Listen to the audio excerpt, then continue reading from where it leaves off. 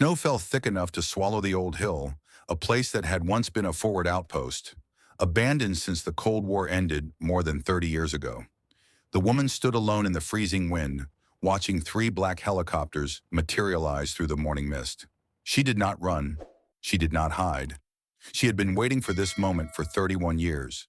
Her name was Elena Mercer, 47 years old, hair graying at the temples, hands steady despite the brutal Montana cold.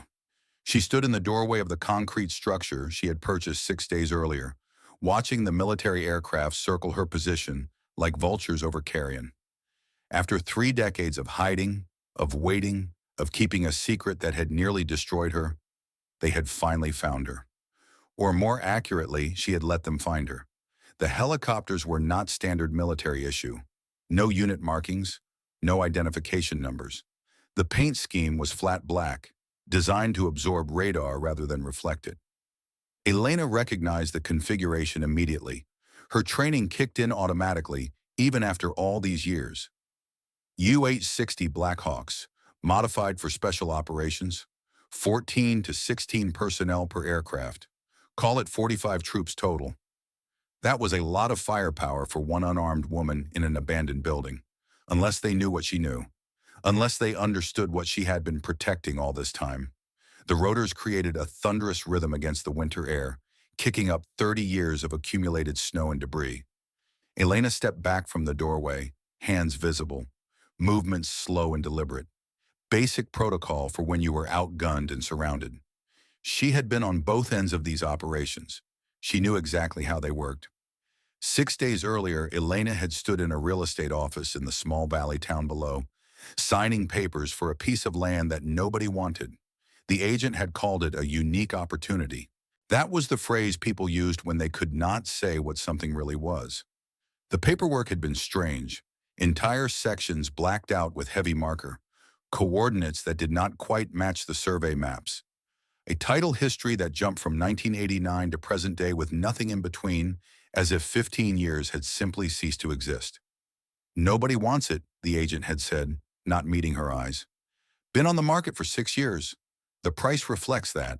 Elena had paid cash, no questions asked. No financing that would require background checks or identity verification. Just crisp bills counted out on a scratched wooden desk while the agent pretended not to be nervous. The locals in the valley had their own names for the place she had purchased. The Dead Ground, the Forgotten Hill. Some of the older residents would cross themselves when they drove past the access road, muttering prayers in languages their grandparents had brought from the old country. A gas station attendant had refused to give her directions when she asked. He had looked at her with eyes that held decades of small-town secrets and said only 5 words. Military business stays military business. But Elena knew exactly where she was going. She had known for 31 years. The outpost sat at the end of a logging road that had not seen maintenance since the Berlin Wall fell. Her truck had struggled through the deep snow, tires spinning on ice hidden beneath the white surface. The trees grew dense in that part of the mountain, their branches heavy with accumulated winter, creating a tunnel of silence that seemed to absorb all sound. When she finally reached the clearing, the outpost had looked exactly as it had in the photograph she had studied for 3 decades. A squat concrete structure, Class 4 military construction, barely visible beneath years of weathering and neglect. The observation tower had partially collapsed. Razor wire, now rusted to a dull orange, still surrounded the perimeter in loose coils like the skeleton of a snake. Elena had cut the engine and sat in the truck for a long moment, studying the structure through the falling snow. Her breath fogged the windshield. Her fingers drummed once against the steering wheel, an old habit from when she had worn a different uniform, driven different vehicles, answered to a different name. The front door had hung crooked on its hinges. Inside, the outpost smelled of mildew and rodent nests. The walls were stained with water damage, streaked with mineral deposits from decades of mountain moisture, seeping through cracked concrete. Broken glass crunched under her boots. Someone had spray-painted graffiti on the interior walls. Crude drawings, dates, initials.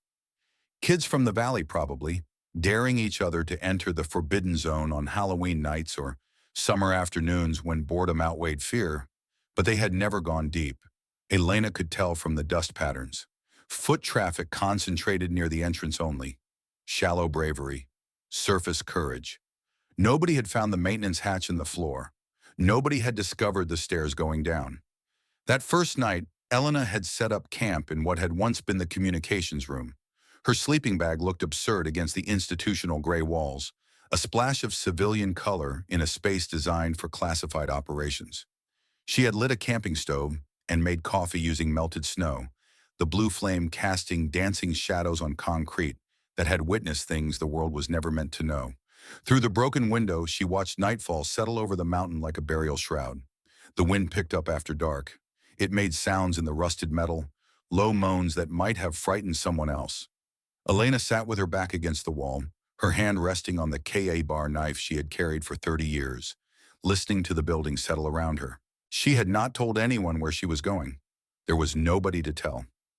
31 years of running, of hiding, of being someone else had stripped away every connection, every relationship, every human bond that might have anchored her to a normal life.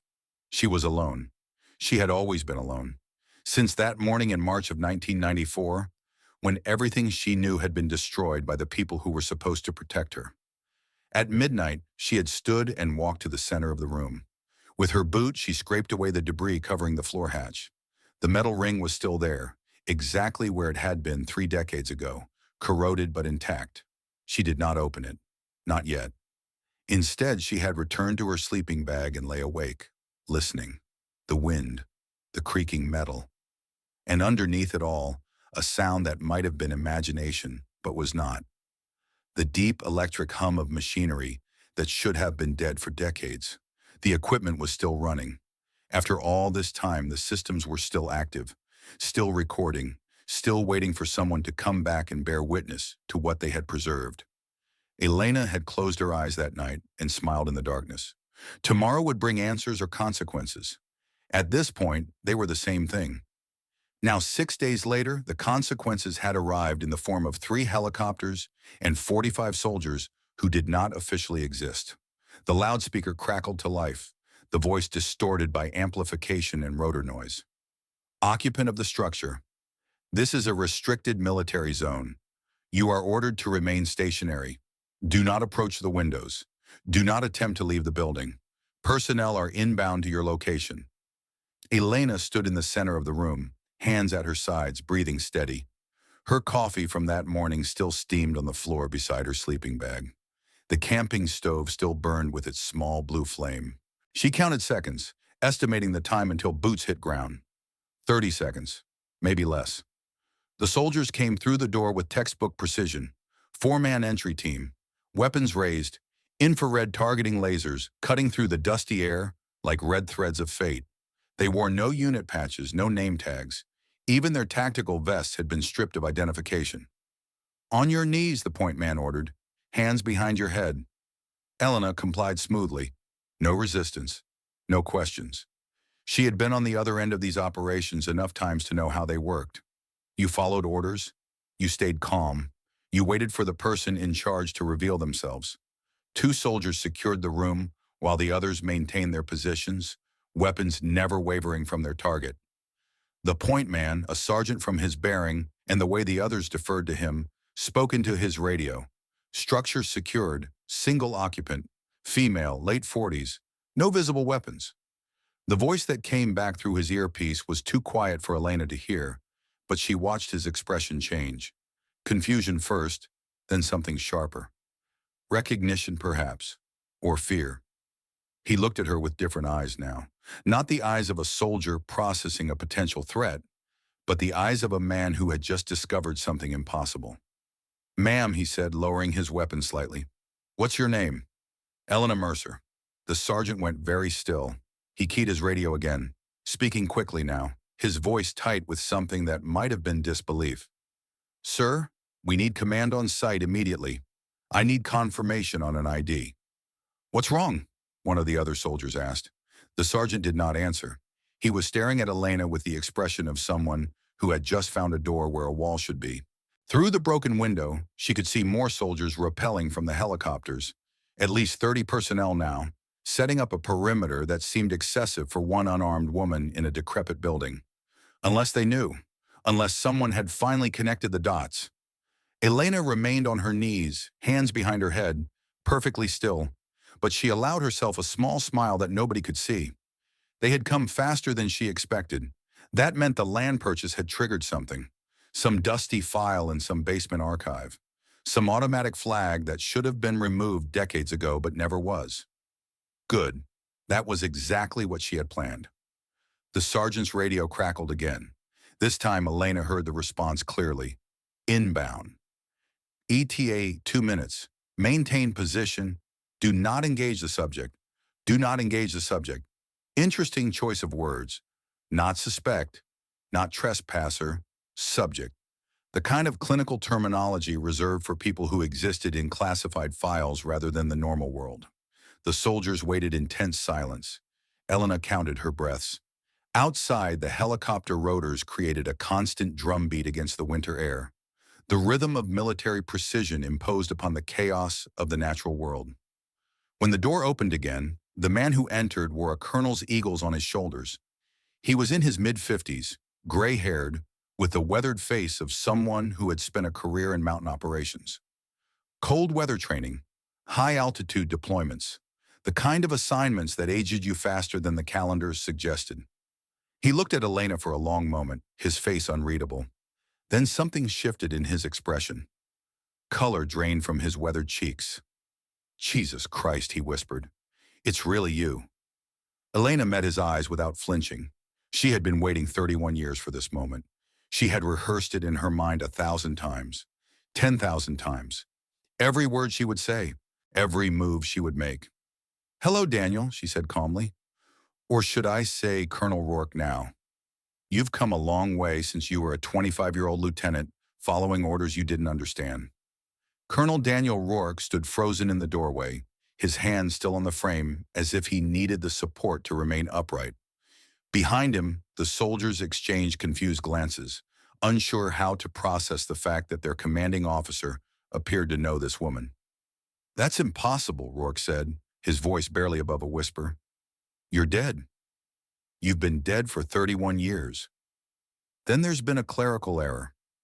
Rourke pulled a tablet from his tactical vest with hands that trembled slightly. He swiped through several screens, his movements mechanical, as if operating on autopilot while his mind struggled to process the impossible. Elena Mercer, he read from the screen. That's the name you're using now, but your real name is on a casualty list dated March 15, 1994.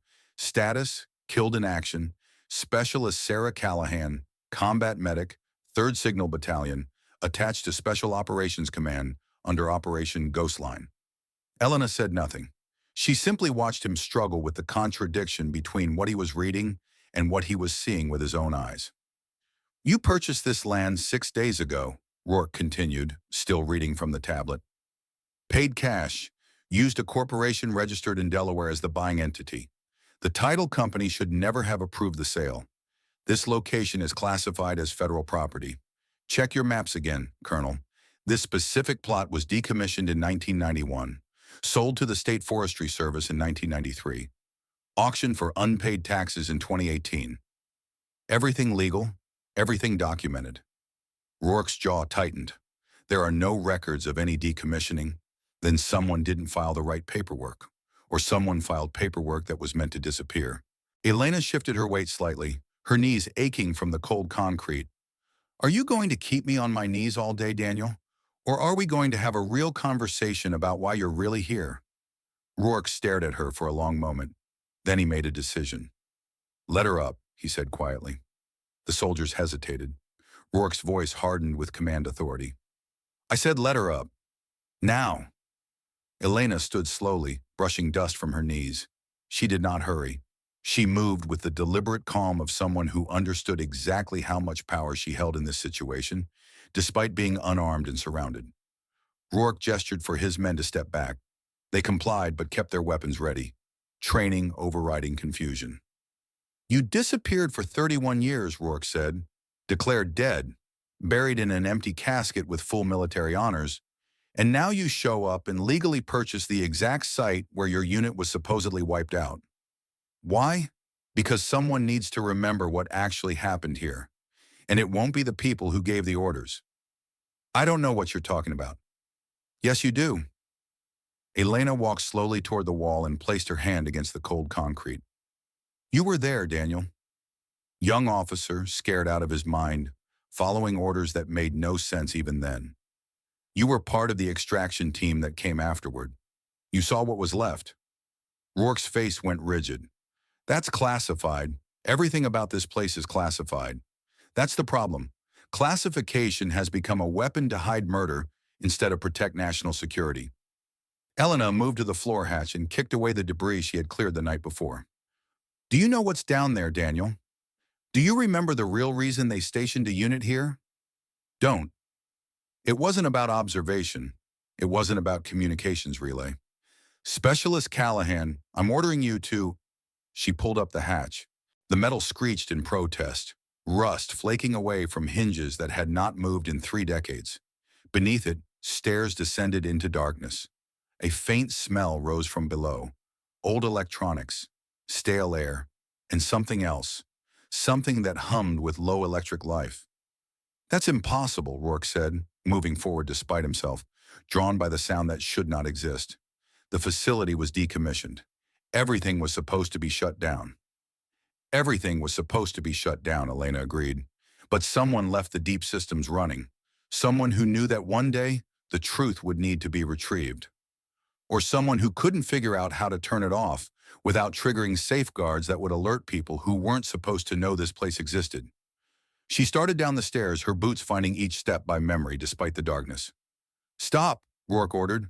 That's a direct command. Elena paused, looking back up at him. Her face was half illuminated by the gray winter light from above, half shadowed by the darkness below.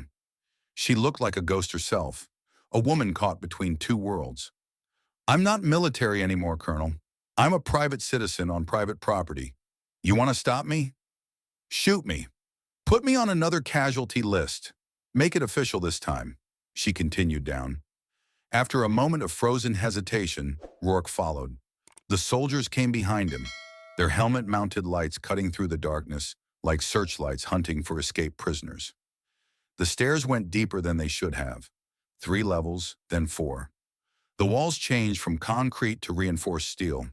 The temperature dropped until their breath fogged in the LED illumination. The hum grew louder with each step, a steady pulse like a mechanical heartbeat. At the bottom, a heavy door stood sealed. Elena placed her hand against the biometric scanner. After 31 years, there should have been no response. The system should have been dead.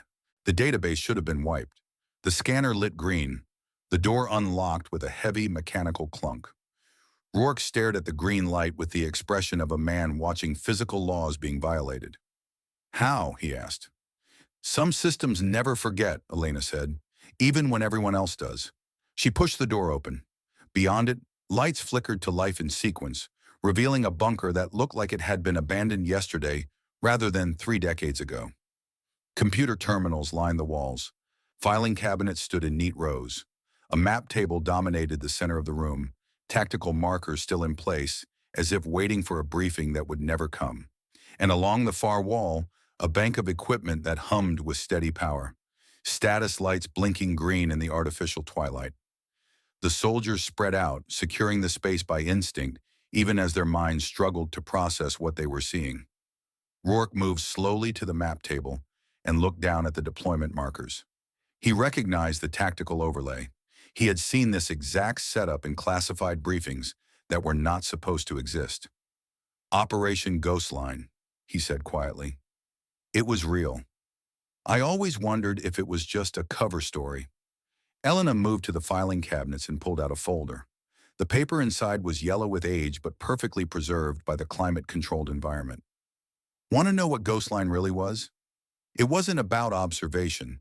It wasn't about signal relay or battlefield communications. She opened the folder. Inside were technical specifications that looked more like science fiction than 1990s military technology. Deployment orders stamped with classification levels that most generals never saw. And at the bottom, a list of names. 8 names. We were testing experimental communication systems, Elena continued. quantum encrypted channels, satellite links that could penetrate any jamming. The kind of technology that would give one side absolute information dominance in any conflict. She handed the folder to Rourke. His hands shook slightly as he read. We were here to maintain the equipment and document the results. We weren't combat personnel. We were technicians. 8 of us, isolated on this mountain, working with technology that was decades ahead of anything the public knew existed. On March 15, 1994, Elena continued, we received an urgent message. Equipment malfunction. Possible radiation leak. Orders to evacuate immediately. We followed protocol. We gathered in the courtyard. We called it in. She paused, and then the shooting started. Enemy ambush, Rourke said automatically, the words emerging from decades of conditioning. That's what the report stated. There was no enemy, Daniel. The shots came from positions that only our own people could have held. Elevated positions, sniper nests, the kind of coordinated fire that requires planning and preparation. The bunker went very quiet. Even the humming equipment seemed to pause, as if the machines themselves were holding their breath. That's a serious accusation, Rourke said. It's the truth. We were terminated because someone decided the experiment was too dangerous to continue, or too successful, or too likely to be discovered by people who weren't supposed to know it existed. 8 witnesses who knew too much about a program that was never supposed to exist. Elena pulled out another file, thicker than the first, but they miscounted. They assumed everyone died in the initial attack. They never came down here to check. You hid, Rourke said. For 31 years, you hid. I survived, and I've spent 3 decades making sure I could prove what happened. She walked to the equipment bank and pressed several buttons with the familiarity of someone who had performed this sequence thousands of times. Screens lit up, displaying data streams that had been recording continuously since 1994. This system kept logs, Elena said. Audio, video, tactical communications, satellite feeds. Everything that happened on March 15, 1994 is documented right here. Every order, every radio call, every shot fired. She turned to face Rourke directly, including the voice of the man who gave the order to execute 8 American soldiers. Rourke's face had gone from weathered tan to ash gray. He looked like a man watching his entire understanding of the world crumble around him. That data should have been wiped, he said. The shutdown protocol was never completed. Someone got sloppy, or someone got cold feet. Either way, the truth survived. And now you want to what? Release it? Go to the press? Start an investigation that will tear apart the entire command structure? Elena shook her head slowly. I want recognition. I want the 7 people who died here to be remembered as what they were. Murdered by their own command structure, not killed in some heroic firefight. I want their families to know they didn't die in a classified accident or an enemy ambush. I want their names on a memorial.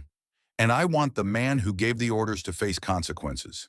She met Rourke's eyes with 31 years of patience and fury compressed into a single look. That's all I want, Daniel. Truth, justice, memory. Is that really too much to ask? Colonel Daniel Rourke had been 25 years old on the day that changed everything. March 1994. Fresh from officer training at Fort Benning, assigned to a recovery operation in territory he was not authorized to know existed. The briefing had been minimal. Retrieve bodies, secure equipment, ask no questions, standard protocol for classified operations gone wrong. He had been young enough to believe that following orders was the same as doing right. What he found on that mountain had haunted him ever since. The scene had not matched the official story. The bullet patterns were wrong. The defensive positions made no sense. Most damning of all, the shots had come from elevated positions surrounding the outpost. Positions that only friendly forces would occupy.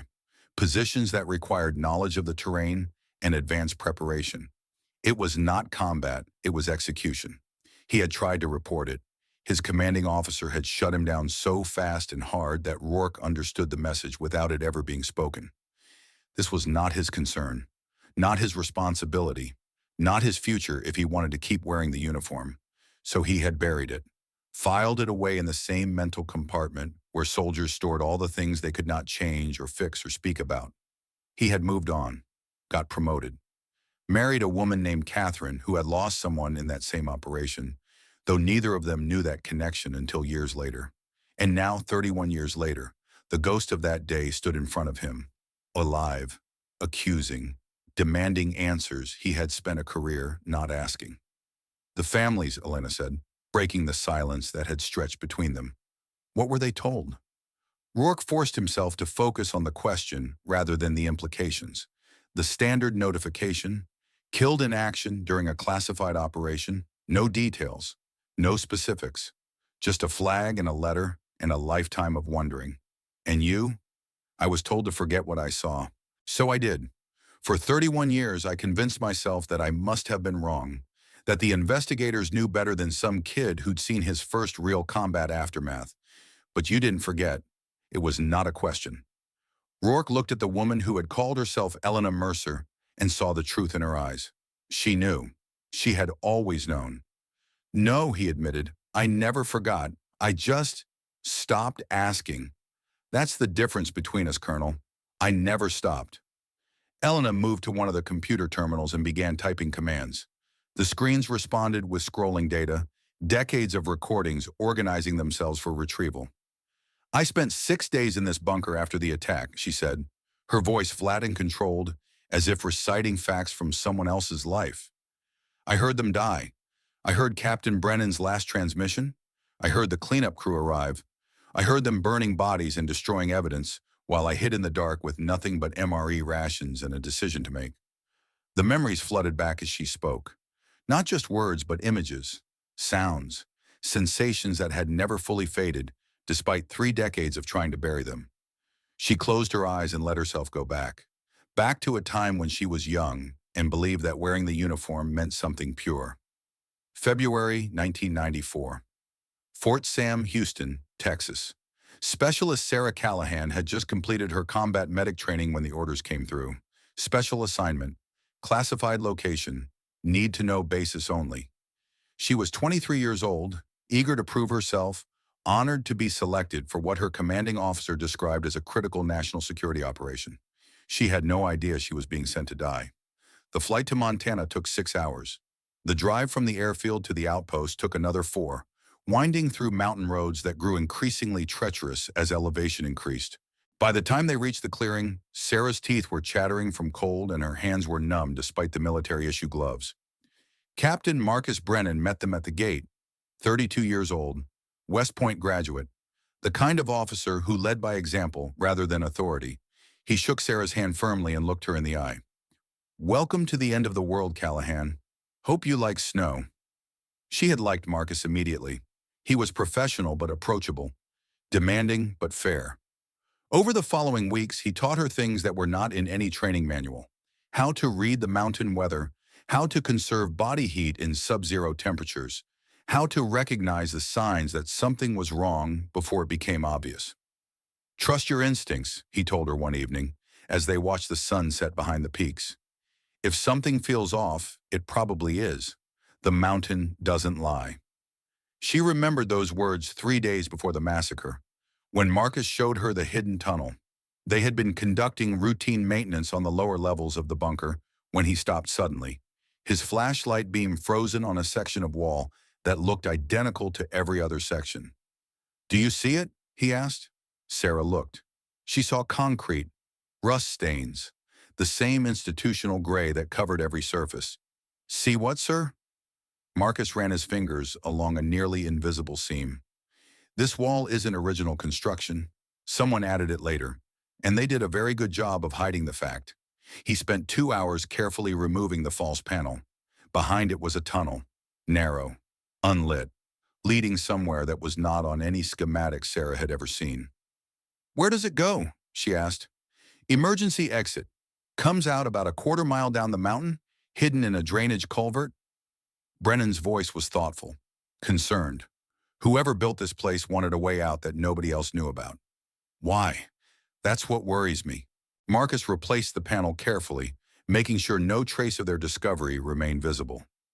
Don't tell anyone about this. Not the other team members. Not command. No one. Sir, shouldn't we report? No. His voice was sharp, then softer. Not yet. Something about this operation has felt wrong since we arrived. Too many classified sections in the briefing. Too many questions that nobody will answer. This tunnel might be the only insurance we have. Insurance against what? I don't know, but I want you to memorize the route, just in case. Sarah had thought he was being paranoid. She was young enough to believe that the military would never harm its own people. 3 days later, she learned how wrong she was. March 15th, 1994, 6:01 a.m. Sarah Callahan had been 23 years old, checking equipment calibrations in the bunker when the evacuation order came through. Radiation leak, immediate departure required. She had grabbed her medical kit and headed for the stairs. Captain Marcus Brennan's voice had stopped her. Callahan, stay here. Check the secondary systems before you come up. It was an unusual order. The secondary systems were her lowest priority during an evacuation. But Brennan was her commanding officer. She trusted him. Yes, sir. She had turned back to the equipment bank. That decision saved her life. 90 seconds later, the shooting started. The sound was unmistakable. M4 carbines. The sharp crack of an M24 sniper rifle. Screaming that cut off too quickly. Radio chatter that devolved into chaos. Sarah had frozen at the terminal, her hands still on the keyboard, her mind refusing to process what her ears were telling her. Then Brennan's voice came through the bunker's internal speakers, calm despite everything. Professional to the end. Callahan, stay down. Broken Arrow Alpha. Tell the truth. Broken Arrow Alpha. The code phrase they had established during their second week at the outpost. Brennan had insisted on it, paranoid even then about the possibility of betrayal. Sarah had thought he was being dramatic. She did not think that anymore. The transmission had cut to static, then silence. A silence so complete that Sarah could hear her own heartbeat echoing off the bunker walls. She had stayed hidden for 6 days, listening to the cleanup crew arrive, listening to them burn bodies and destroy evidence above her head, listening to them declare the mission complete and evacuate, never knowing that the bunker beneath their feet contained both a survivor and a record of everything they had done. Elena stopped speaking. The bunker was silent except for the eternal hum of the equipment. Captain Brennan, Rourke said. Marcus Brennan. You remember him? I remember his file. West Point graduate. Excellent evaluations. Marked for advancement. He was supposed to be one of the good ones. He was. He's the reason I survived. Elena's voice cracked slightly. For the first time since Rourke had arrived, emotion broke through her controlled facade. Not anger, not grief. Something deeper. Gratitude mixed with guilt. Survivor's remorse that had been fermenting for 3 decades. 3 days before the attack, he showed me the escape tunnel. He had found it while doing a routine inspection. A passage that wasn't on any of the official schematics. Built into the original construction, but never documented. Hidden in plain sight. She took a breath, steadying herself. He told me it was insurance. Just in case. I thought he was being paranoid. He was being prophetic. When the shooting started, he knew. Somehow, he knew what was happening. His last words to me were a code phrase we had established for exactly this scenario. Broken Arrow Alpha. It meant one thing. We were being betrayed by our own people. And he told you to hide. He told me to survive, to keep the watch, to tell the truth when it was safe to tell it. 31 years is a long time to wait for safe. Elena laughed, a sound without any humor in it. Safe never came. I just ran out of time. She pulled up her sleeve, revealing a medical port implanted in her forearm. The kind used for chemotherapy, for regular transfusions, for conditions that required constant management. Pancreatic cancer, stage 4, diagnosed 6 months ago. The doctors gave me a year if I'm lucky. I decided lucky wasn't worth waiting for. Rourke felt something shift in his chest. Not pity. She would not want pity. Understanding, perhaps. Recognition of what it took to spend 3 decades carrying a secret, only to face death before it could be properly told. You came back to die here, he said. I came back to finish what I started.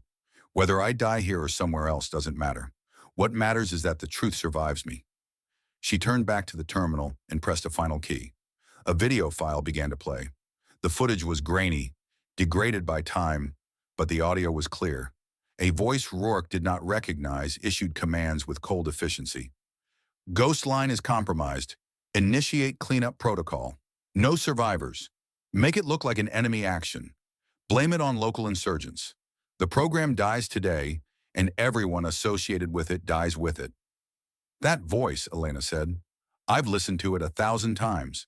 I've memorized every inflection, every pause, every word.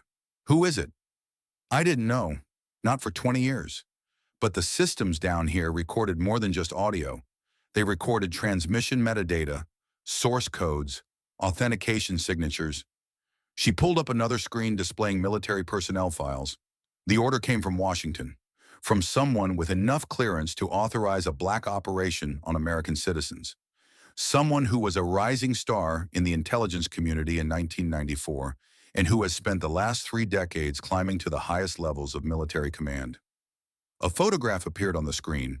A man in his early 40s wearing the insignia of a colonel. Distinguished features. Cold eyes. The kind of face that appeared in official portraits and classified briefings. General Vernon Crandall, Elena said, currently 72 years old, 3 months from retirement with full honors, member of the Joint Chiefs Advisory Board, recipient of every decoration the military can bestow except the Medal of Honor, and the man who ordered the murder of 8 American soldiers to protect a program that he decided was too dangerous to exist. Rourke stared at the photograph. He knew that face. Everyone in the military knew that face. Crandall was a legend, a hero, the kind of officer that young lieutenants aspired to become. You're accusing a 4-star general of mass murder. I'm not accusing anyone of anything. The evidence accuses him. I'm just the one who kept it safe long enough to matter. Before Rourke could respond, his radio crackled. One of his soldiers positioned topside. Sir, we have incoming communication. Priority Alpha. Someone at Northern Command wants to speak with you directly. Rourke keyed his radio. Patch it through. A new voice filled the bunker, transmitted through the military communication system with crystal clarity. Female. Authoritative. The kind of voice that expected obedience and usually received it. Colonel Rourke, this is General Helen Forrester, Northern Command. I need a situation report. Rourke glanced at Elena, who nodded slightly. This was expected. This was part of the game they were now playing. General Forrester, we have a complicated situation. The individual who purchased this property has been positively identified as Specialist Sarah Callahan, formerly listed as KIA during Operation Ghostline in 1994. Silence on the other end. A long silence. That's impossible, Forrester finally said. The entire Ghostline team was confirmed dead. Apparently not, ma'am. And she has evidence. Extensive evidence. Audio recordings, video files, transmission logs. Everything that happened on March 15, 1994 appears to have been documented and preserved. Another silence. When Forrester spoke again, her voice had changed. Harder, more controlled. The voice of someone who understood that every word was being recorded and would potentially be reviewed by people with the power to end careers. Secure the location. Secure the subject. I'm dispatching a specialized team to assess and archive whatever she claims to have. No one leaves that site without my authorization. Understood, ma'am. And Colonel? This conversation is classified at the highest level. Anyone who discusses what they've seen or heard today without proper authorization will face immediate court-martial. Is that clear? Crystal clear, ma'am. The transmission ended. Rourke lowered his radio and looked at Elena with new eyes. You expected that, he said. You knew they would try to lock everything down. Of course, it's standard protocol. Contain the situation. Control the narrative. Decide later what to do with the inconvenient person who complicated everything. So what's your play? You can't just wait here forever. Elena smiled. It was not a pleasant expression. I don't have to wait forever. I just have to wait long enough for General Crandall to make a mistake. She walked to another terminal and pulled up a communication interface. You see, when I triggered the flag on this property, I didn't just alert Northern Command. I triggered alerts across multiple agencies: FBI, CIA, congressional oversight committees, news organizations with sources in the intelligence community. Rourke felt his stomach drop. The information isn't just here, Elena continued. Copies exist in a dozen locations: secure servers, dead drop mailboxes, attorneys' offices with instructions to release everything if I don't check in every 72 hours, dead man switches, multiple redundant systems designed to ensure that the truth survives even if I don't. General Crandall can try to silence me. He can try to bury this bunker under a mountain of classification. But the moment he makes that choice, he guarantees that everything comes out in the worst possible way. You're blackmailing the entire military establishment. I'm offering them a choice. Acknowledge what happened, honor the people who died, hold the responsible parties accountable, do all of that, and I'll work with them on managing the release. Keep my people's sacrifice classified, protect current operations, control the narrative. And if they refuse, then in 72 hours, every major news organization in the country receives a package that will make Watergate look like a parking ticket. Rourke stood in the humming bunker, surrounded by 31 years of evidence, processing what he had just heard. Then he made a decision of his own. "There's something you should know," he said quietly. "Something I should have told you the moment I recognized your face." Elena turned to look at him. "What?" Rourke's voice was steady, but his eyes held the weight of decades of guilt. "My wife's maiden name is Brennan, Catherine Brennan. She's Marcus Brennan's younger sister." Elena went completely still. The humming of the equipment seemed to grow louder in the silence. "You married his sister?" "I didn't know." "Not at first." Rourke ran a hand through his gray hair. "We met at a veteran support group in 1998, both of us dealing with losses from the same time period. She had lost her brother in a classified operation. I was struggling with what I had seen during a recovery mission I couldn't talk about." "When did you find out?" 2 years into our marriage. She was going through old family photos, and I saw a picture of Marcus in uniform. I recognized him from the bodies I helped recover. The bunker fell silent. Elena stared at Rourke with an expression he could not read. "Does she know?" Elena finally asked. "Does she know you were there?" "She's known for 26 years. It almost destroyed us when I told her. She didn't speak to me for 3 months, but eventually she understood that I was just following orders, that I didn't know what had really happened. But you suspected." "I suspected, and I was too much of a coward to dig deeper, too afraid of what I might find." Elena absorbed this information, the web of connections, the tangled threads of fate that had brought all of them to this mountain. "Why are you telling me this now?" "Because Catherine has spent 26 years wondering what really happened to her brother. Because she deserves to know. Because if we're going to do this, if we're going to expose the truth, she needs to be part of it. And if exposing the truth destroys your career." Rourke looked at the photograph of Vernon Crandall still displayed on the screen, at the face of the man who had ordered the murder of his wife's brother. "Some things are more important than careers," he said. "Some things are more important than comfortable retirements and military pensions. Catherine has cried on the anniversary of Marcus's death every year for 31 years. If I can give her the truth, if I can give her closure, then everything else is just details." Elena studied him for a long moment. Then she nodded slowly. "Captain Brennan would have liked you," she said. "He valued loyalty above everything else. I'm not doing this for loyalty. I'm doing it because it's right. Those are the same thing." Rourke pulled out his personal phone, not his military communication device, which was certainly monitored, but his personal cell, the one he used to call Catherine. "What are you doing?" Elena asked. "Making a call. To someone who can help us reach people with real authority. Someone who owes me a favor from Iraq." He dialed a number from memory. A number in Washington. A number that belonged to someone who was now very close to very powerful people. The phone rang twice before a familiar voice answered. "Dan? It's been years. What's going on?" "I need to talk to the Secretary of Defense. Today. In person if possible. By secure video if not." A long pause. "That's a big ask, Dan. What's this about?" Rourke looked at Elena, who nodded once. "It's about Ghostline. It's about what really happened in 1994. And it's about making sure the truth comes out the right way before it comes out the wrong way." Another pause. Longer this time. "Where are you?" "Montana. A location that officially doesn't exist. I'm with someone who officially died 31 years ago, and I'm looking at evidence that's going to change everything. Don't move. Don't talk to anyone else. I'll make the call." The line went dead. Elena watched Rourke with something that might have been respect. "That was brave," she said. "Whoever you just called, you've now put your career in their hands. My career stopped mattering the moment I walked into this bunker. Catherine deserves to know what happened to her brother. All the families deserve to know. And Vernon Crandall deserves to face justice. Even if it costs you everything?"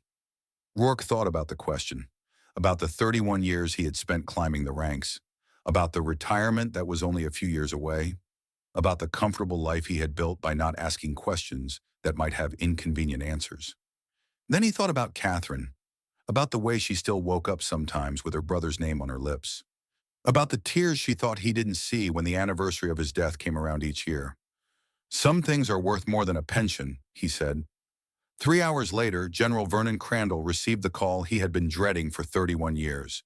He was in his office at the Pentagon, reviewing briefing materials for a congressional hearing, when his secure phone rang with a distinctive tone, a tone that meant the call was coming from someone with authority higher than his own.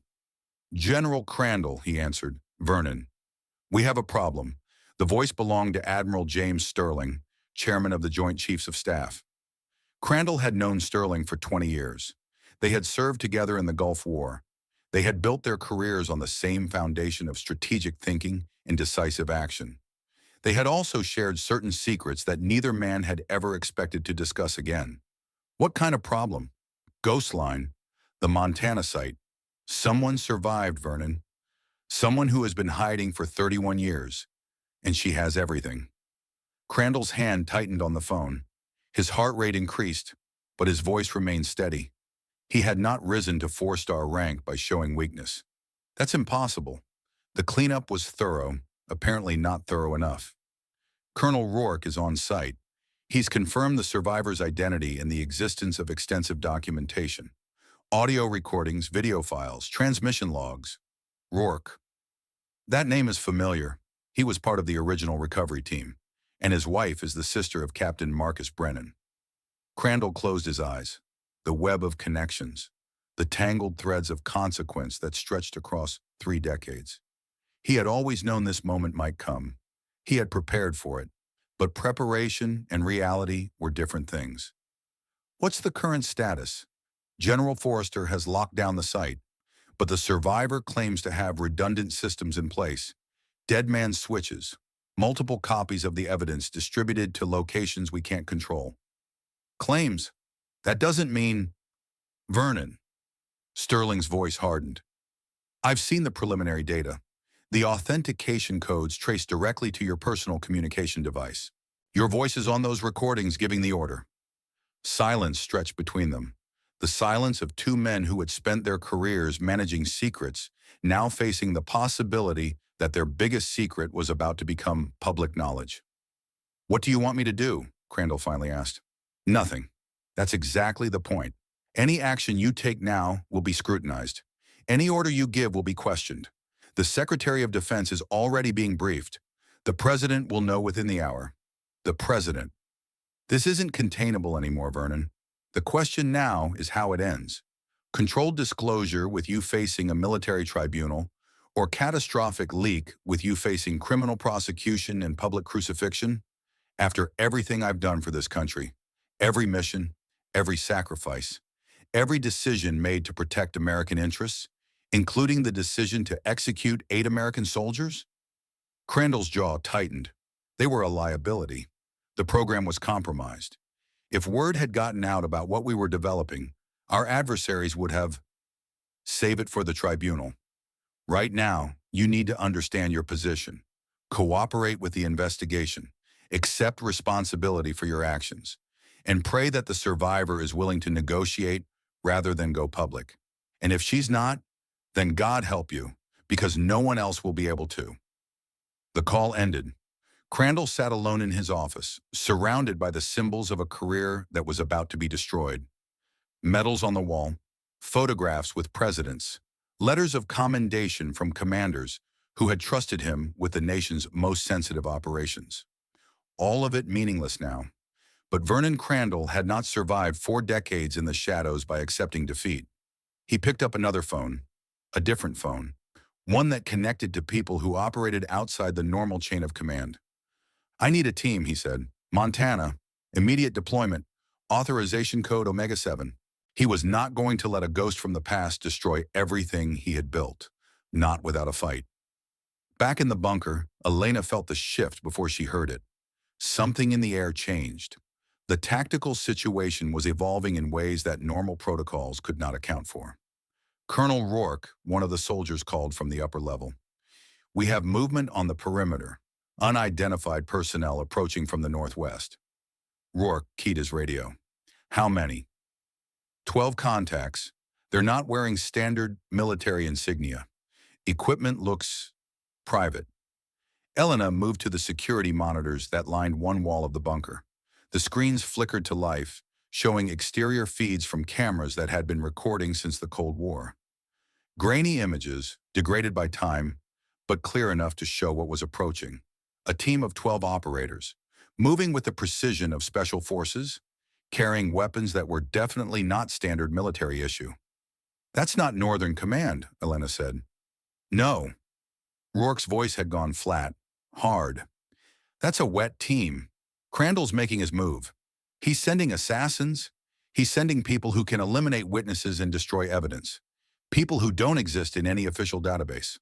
People who can make this entire situation disappear." Elena looked at the monitors, at the 12 figures advancing through the snow, and felt something she had not experienced in 31 years. Fear, but not fear of death.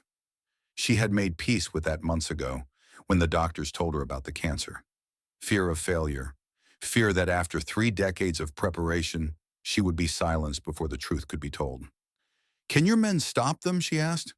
"Maybe, but not without casualties. And if we engage Crandall's team, we're starting a shooting war between different factions of the military. That's not a scenario anyone wins." "Then what do we do?" Rourke looked at her with eyes that held 31 years of regret. "We do what soldiers do when they're outgunned and surrounded. We hold our position, we protect what matters, and we trust that the people we called for help are going to arrive in time." He keyed his radio. "All units, defensive positions. We have hostile contacts inbound. Rules of engagement: protect the bunker, protect the civilian. Do not fire unless fired upon." The soldiers moved with trained efficiency, setting up defensive lines at the bunker entrance and the stairwell.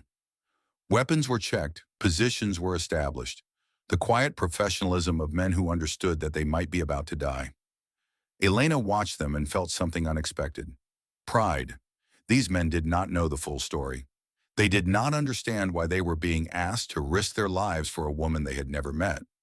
But they were doing it anyway, because their commanding officer told them to, because protecting people was what they had sworn to do. "Thank you," she said quietly. Rourke looked at her. "For what?"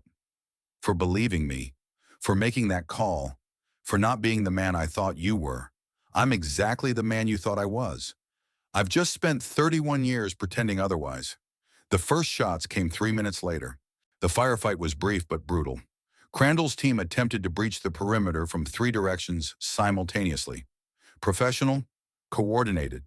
The kind of assault that should have overwhelmed a defensive position in minutes. But Rourke's soldiers were not ordinary troops. They were mountain warfare specialists, trained to hold ground in exactly these conditions.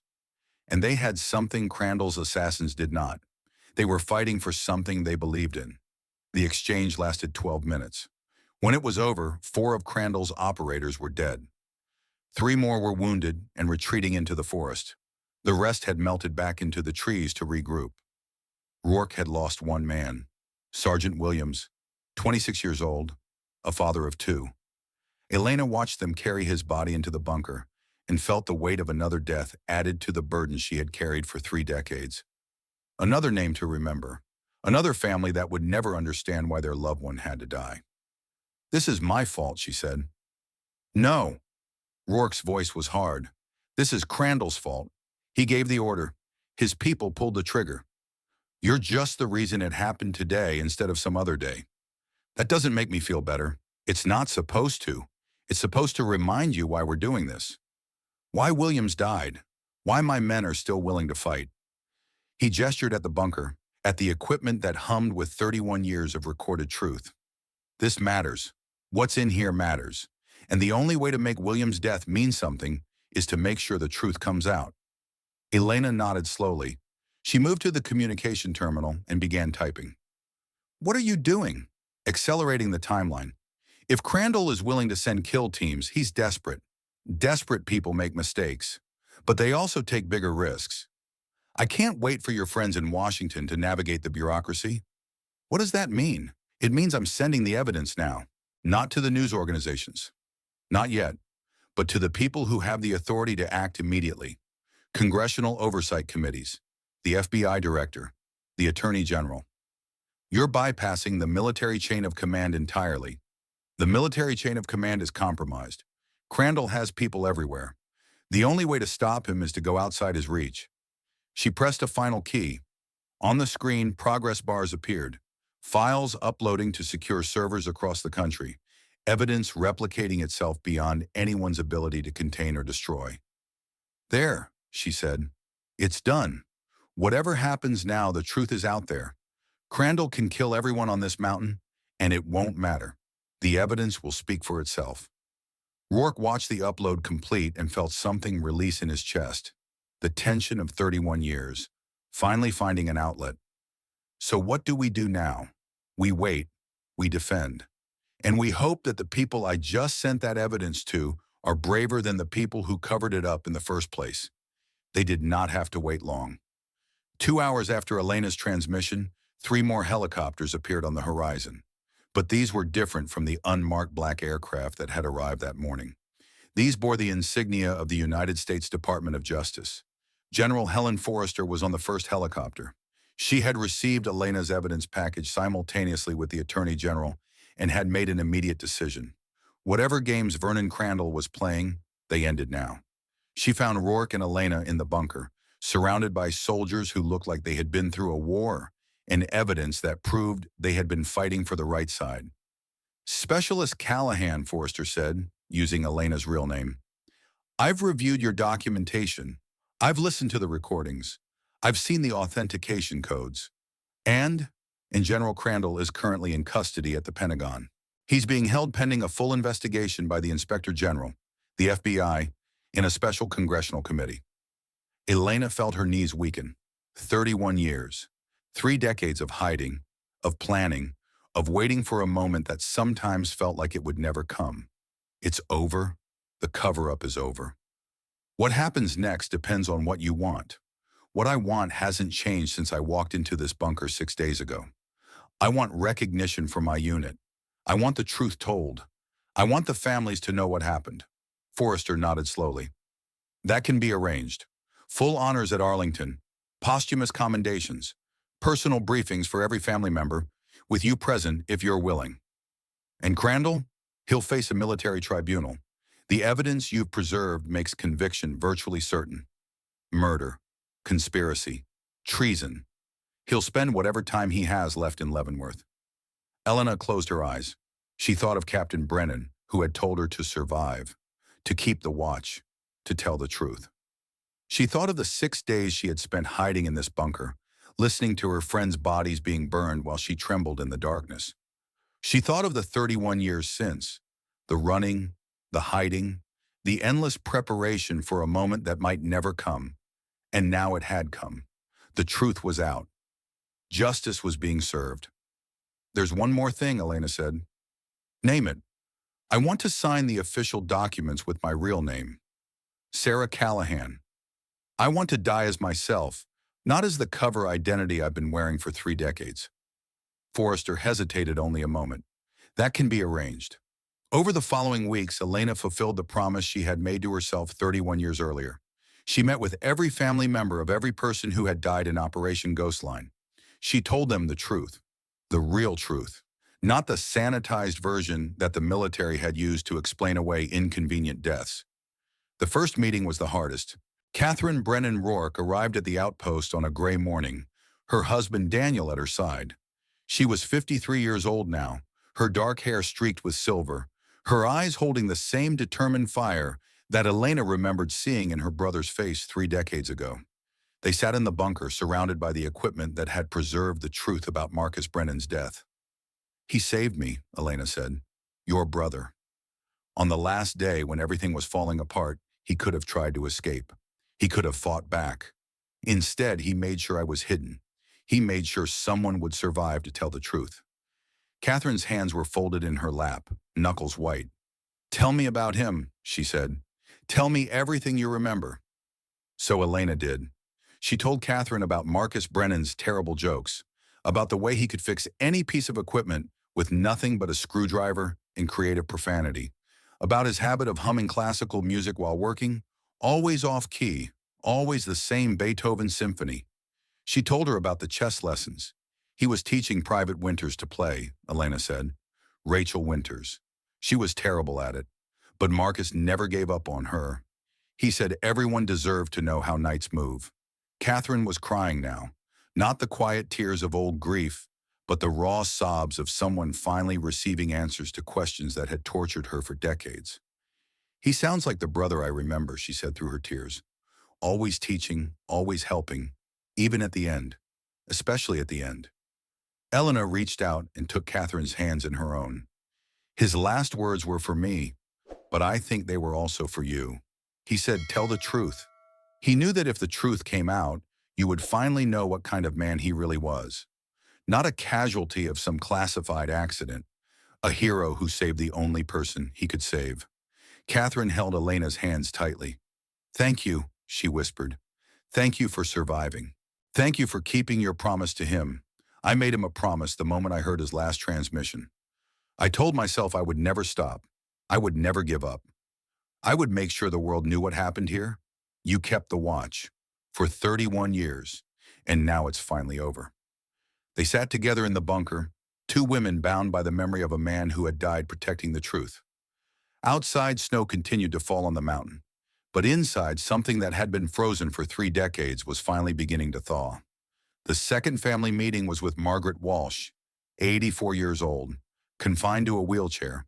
But her mind was sharp as a blade, and her eyes held decades of unanswered questions.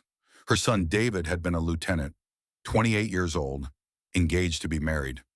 He had called his mother the night before the massacre to tell her about the wedding plans, and about the house he was going to buy, about the future he was building.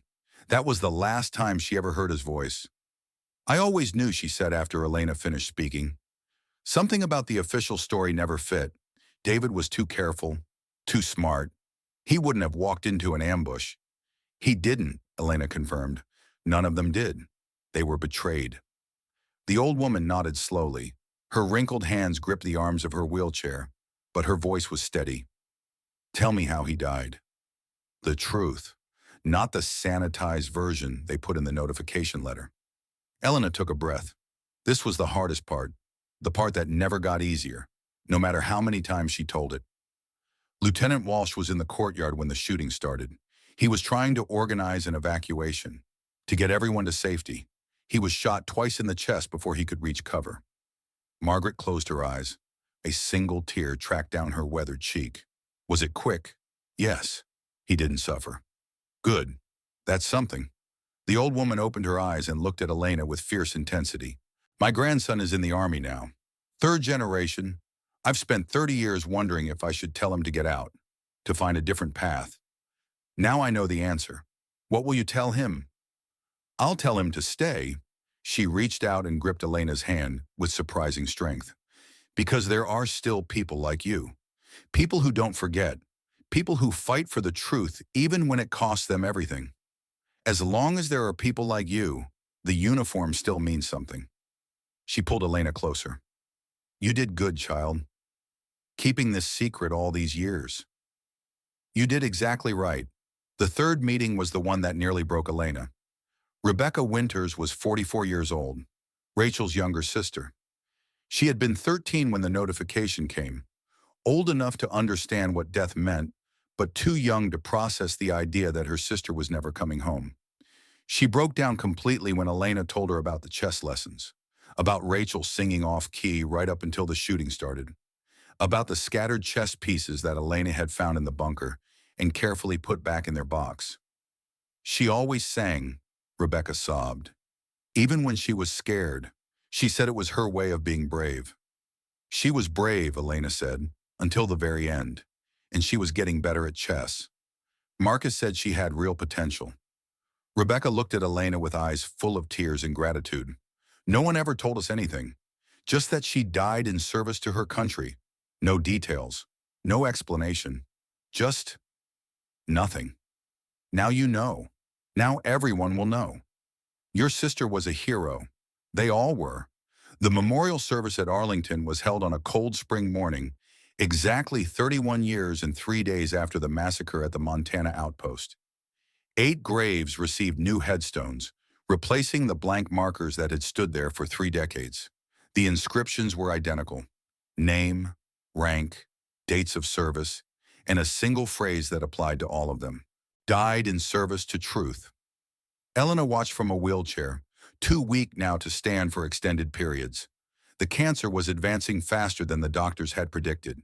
She had weeks left, maybe less, but she had lived long enough to see this day. General Forrester delivered the eulogy. She spoke of sacrifice, of duty, of the price that some soldiers pay for wearing the uniform. She acknowledged that these 8 people had not died in combat with foreign enemies. She acknowledged that their deaths had been a tragedy compounded by 3 decades of official silence, and she promised that their sacrifice would never be forgotten again. When the ceremony ended, Elena remained alone at the graves. The other mourners had departed. The military honor guard had folded their flags and marched away. Only she remained, sitting in her wheelchair, looking at 8 headstones that represented everything she had fought for. Rourke found her there an hour later. "You should be inside," he said. "It's cold." "I've been cold before." He sat down on the bench beside her wheelchair. "How are you feeling?" "Like someone who's almost finished with a very long journey. The doctors say—" "I know what the doctors say, but I'm still here. I'll be here until I'm not." They sat in silence for a moment. Then Rourke spoke. "Catherine wanted me to tell you something. She says Marcus would have been proud of everything you did, everything you sacrificed." Elena looked at the headstones, at the names of her friends, her colleagues, her family, in a way that had nothing to do with blood. "I just kept my promise," she said. "That's all." 3 weeks later, Elena's condition deteriorated sharply. The cancer had spread to her liver, her lungs, her bones. The doctors said she had days, maybe hours. She asked to be taken to the bunker one final time. They carried her down the stairs on a stretcher, past the security doors, into the room that had been her refuge in her prison for 31 years. The equipment still hummed. The screen still flickered with data streams that would continue long after she was gone. She asked them to leave her alone. For an hour, she sat in the darkness, surrounded by machines that had preserved the truth. She thought about the 23-year-old woman she had been when this started. Scared, alone, hiding in the dark while her friends died above her. She thought about the 47-year-old woman she had become, still scared in some ways, still alone, but no longer hiding, no longer silent. She activated the recording system one final time. "This is Specialist Sarah Callahan, combat medic, sole survivor of Operation Ghostline. I'm making this recording on what will probably be my last day of life." Her voice was weak but steady. "To whoever finds this message, whenever they find it, I want you to know what happened here. Not the classified version, not the official story, the truth." She spoke for 20 minutes. She told the whole story: the deployment, the technology, the massacre, the survival, the 31 years of hiding and planning and waiting. "I did what I could," she said at the end. "I kept the watch for as long as I was able. Now it's someone else's turn. Remember us. Tell our story. Don't let the truth die." She deactivated the recording, then she closed her eyes. Sarah Callahan died in the bunker on March 18, 2026, 31 years and 3 days after the massacre that had shaped her entire adult life.